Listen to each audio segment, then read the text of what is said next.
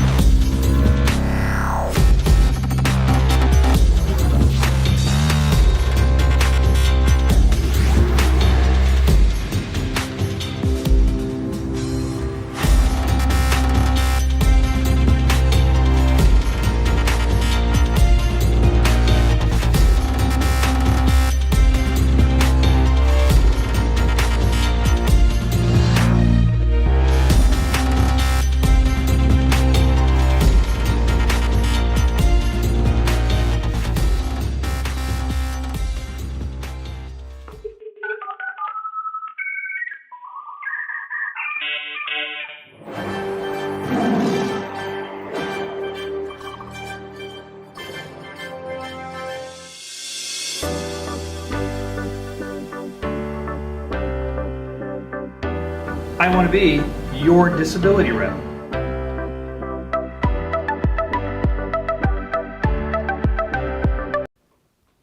And we are back. Have you ever looked at your medical records? I have.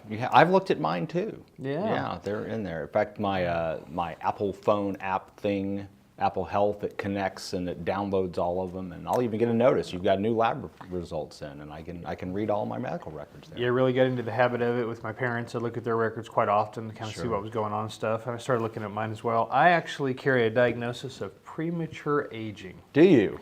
I have no idea what that means, but Monday mornings I feel it. Yeah, I'll bet. Yeah, don't we all? Maybe we all have. I should check, see if we all have that diagnosis too. But I guess a lot of people don't know what's in their medical record. Yeah, that's correct. You know, it's pretty easy too. I mean, they've got the My Mercy app, and I don't remember what Healthy Me or something.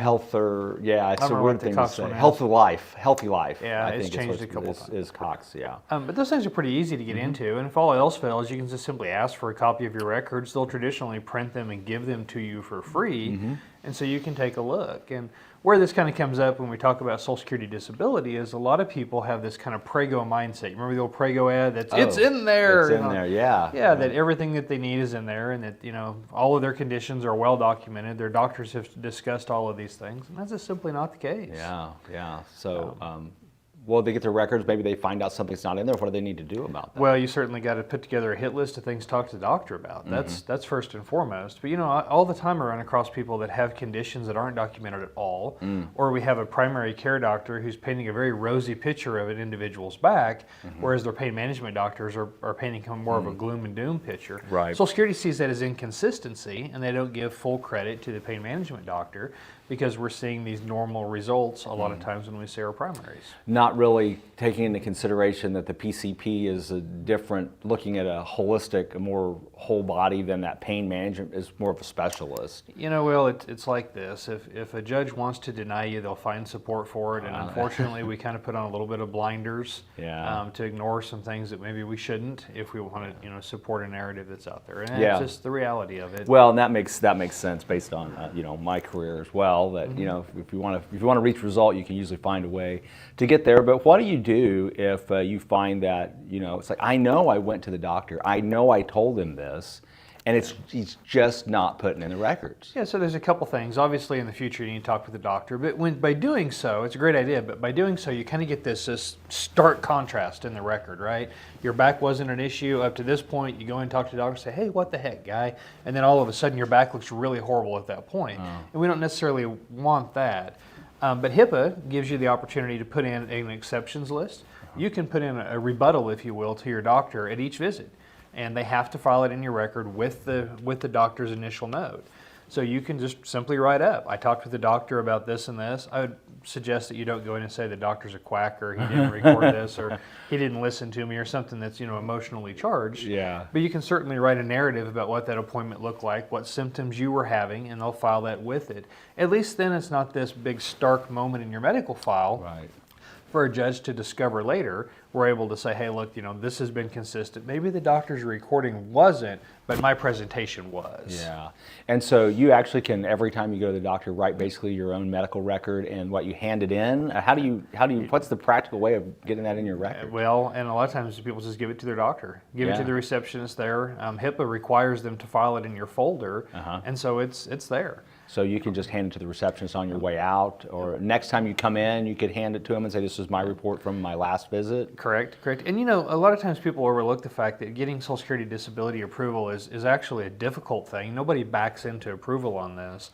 You have to prove that you're disabled. It's a very proactive effort, or at least it should be. For folks. And so I have clients that write out what they're going to talk with their doctor about. They write a summary ahead of time. They leave it at the receptionist desk. Oh, well, that's smart. And then those things are covered. Well, that's good information. Yeah. Yeah, because otherwise, we find so many times I call people, I go over their records with them, and they're like, well, what about my carpal tunnel?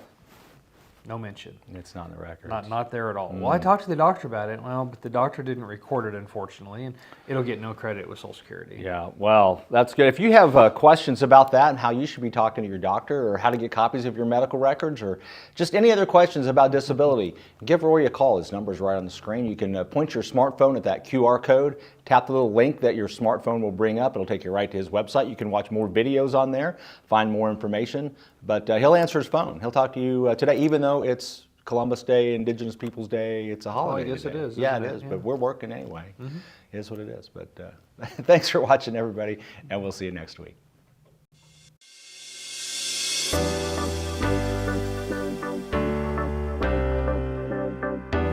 I want to be your disability rep.